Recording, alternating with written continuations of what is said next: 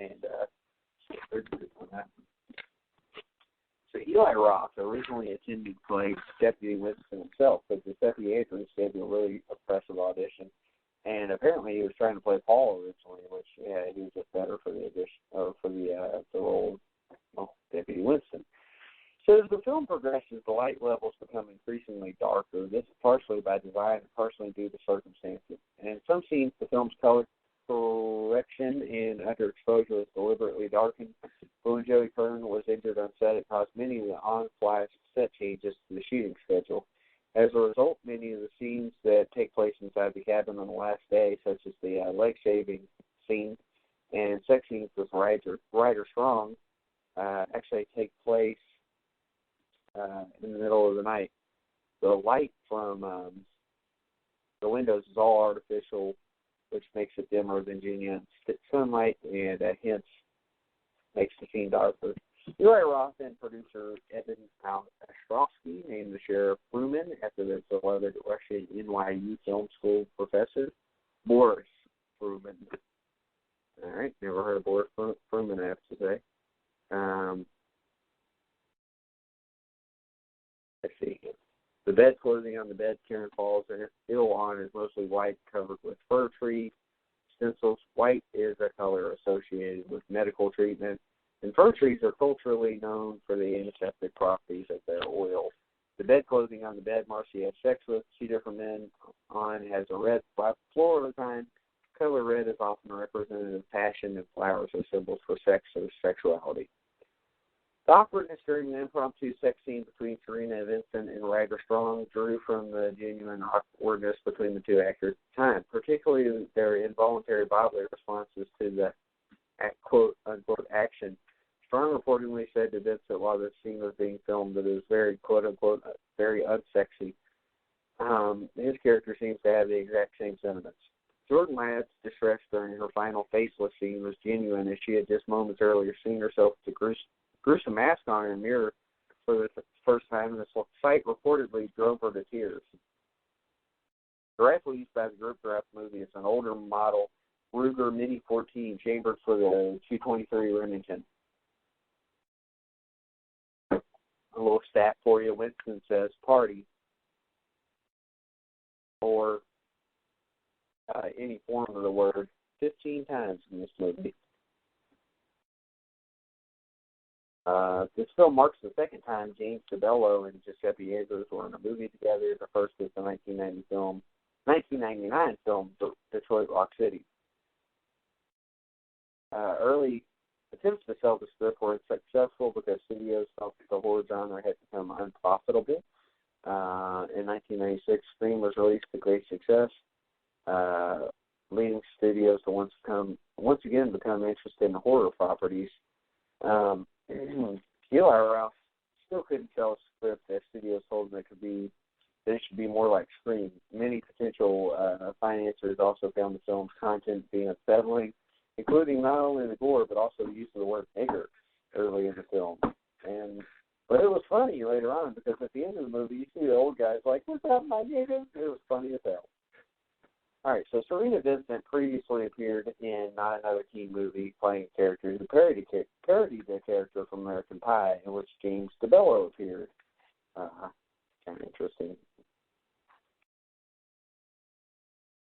Bathtub scene was unpleasant for Serena Vincent. It was pleasant for us until the blood started coming along, and even then it's debatable. That she was naked on a freezing cold set, sitting in a cold bathtub full of goo and fake blood associated with her prosthetic makeup. While completely sanitary, Serena reveals on the DVD commentary that it felt extremely, quote, icky. So the original release had a brief mention at the end by the authorities about finding a dead body in the basement, which is still in the when I watched. And this refers to a deleted scene where Paul throws one of the dying rednecks who are trying to kill him in the cabin's previously unseen basement. So both Joey Kern and Jordan Ladd appeared in Broken Lizard films, Kern in Super Troopers and Ladd in Club Dread. According to Ryder Strong, on the first day of shooting, the film's independent investors pulled out of the project because of the anthrax scare. film began shooting just a month after 9/11. God, I tell you what, they're in some trouble in this movie. It still managed to get it done. Really, my dad wasn't much of a horror movie buff before this film came around. Eli Roth gave a crash course in horror movies and the fans. Serena Vincent's depressed demeanor during her final scenes after Jeff breaks up with her was enhanced by the filming conditions. It was well after midnight for most of the scenes, and the set was freezing cold. As if that wasn't enough, she was naked for most of the scenes. Also, she hadn't even expected to film those scenes on that particular day. Some accidents on set meant that the filming schedule had to be changed on the fly, meaning that Serena suddenly had to prepare for sex and nude scenes she thought weren't being filmed for some time yet. Eli Roth co-wrote the film with friend and former NYU roommate Randy Perlstein in 1995 while Roth was working as production assistant for Private Parts from 1997. He was hired as a nighttime production assistant to Howard Stern, where his job mostly required waking Stern up in the morning. The letters of Cabin Fever can be arranged to spell Serena V. Feb. Star Serena Vincent's birthday is in February. The main character's vehicle is a Chevrolet, and the license plate is PQN987. Some copies of the Region 1 DVD were enclosed in the DVD slipcover with a lenticular card glued onto the box. Eli Roth, this is like a director trademark. Paul contracts the killer virus by having unprotected sex with Marcy. I think he got it from the water. This is like spoiler, but I don't believe this. So, I mean, that's apparently a director trademark, the deadly seduction thing. Well, none of the characters actually dies from the disease of this movie.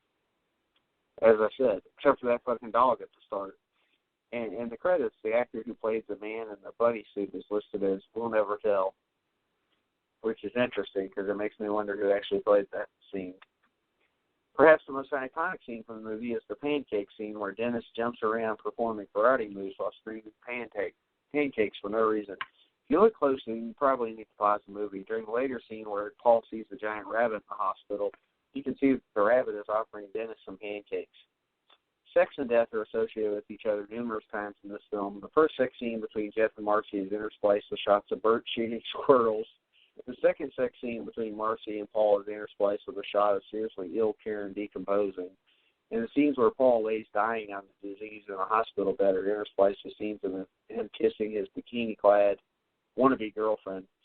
Also, Marcy gives a notorious speech about how the only thing a dying person wants to do is have one last screw. It's implied that by not using a condom while they had sex, Marcy passed the deadly illness to Paul. I still don't believe that.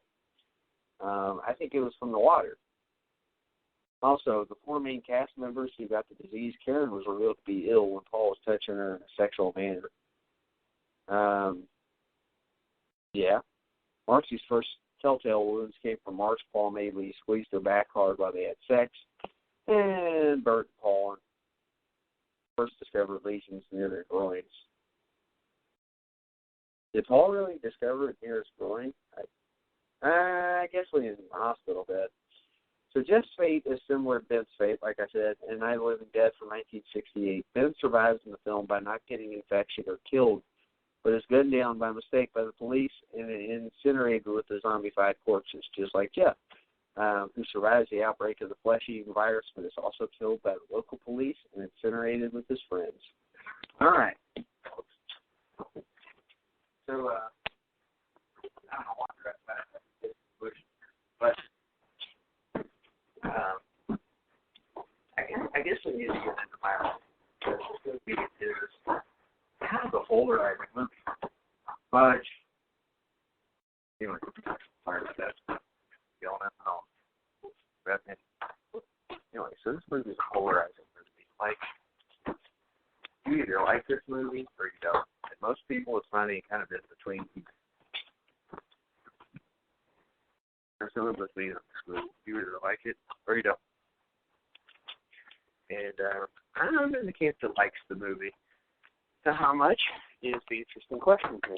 Because when I first saw the movie, it was absolutely 4 out of 4 machetes when I saw it in 2003. So we're talking 14 years ago. It was easily 4 out of 4. And I think a lot of that had to do with the time of the movie. Because the movie, you know, it came out at a time you just weren't getting a lot of good horror. You could get some decent horror with the Scream. Oh, well, not the Scream's not good. But, you could get horror, but the problem was you were getting a bunch of knockoffs of Scream, which I understand. The 80s were all knockoffs of Friday the 13th or Halloween, if you prefer. So this movie was kind of its own movie, and to see a movie like this at the time that wasn't a Japanese horror movie, Rain came later on, was awesome. And so I loved this movie when I first saw it. It would have been easily 4 out of 4 machetes. Vic gives it 4 out of 4 chainsaws, so there's Vic's rating right off the bat. After seeing it 12 times over the last 2 days, one of those movies that maybe you shouldn't think too hard about, and I did. So I think that kind of hurt my rating a little bit.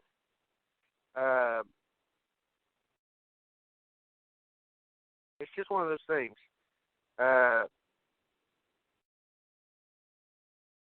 It's just one of those things. But it's I have a hard time explaining my feelings on it. Like it seems like it's all over the place. The violence is pretty good, but the best part of the whole movie to me is Serena Vincent, shaving her legs. But Bert's awesome. Jordan Ladd was kind of cute. I wish he had kind of been around longer and showed more. Just saying, Serena Vincent, you did carry it well, though. Jeff was a douchebag, just like he was supposed to be. Paul was whatever. I mean, the cast was fine. I like to find it was just goofy as hell, but in a good way. But again, I've been more. It's been harder for me to give 4.0s lately. 4 out of 4 machetes are hard to come back from me. Like I gave Sleepaway Camp 2 3 out of 4 machetes. I originally was probably 3.5. But having thought about this movie a little bit, I can't go 4. I can't. But I go 3.5 high. It's a very good movie. I like it a lot. I just can't quite give it a 4 because I don't know. It's missing something. I don't know what. Maybe it's the virus. There wasn't enough of the virus killing people. There was something that was missing from this movie, and I can't really describe what it is. So, that's where I'll leave it. I'll give it 3.5 out of 4. A high 3.5, though. I can't believe I don't give it 4. I just can't quite go there. So, yeah, that's what I'll go with. I'll go with a high 3.5 out of 4, but definitely beats the 5.6 or 5.8 rating on IMDb, in my opinion. But it's a damn good movie. And the sequel is so much weirder. It's like more comedy than horror, and this one's more horror than comedy, maybe. I don't know. It's a horror comedy for sure. I love the cast, and I think they make the movie great. And yeah, it's fantastic. And Vic gives it, again, 4 out of 4. So, good movie. Now, moving on to what we're talking about next week, on July 4th, it only makes sense. We've been waiting for this movie. We've been doing this for like 4 years now. Travis and Vic's Drunken Horror Adventures are finally going to Amity Island, by God. We're going to be talking about Jaws next week.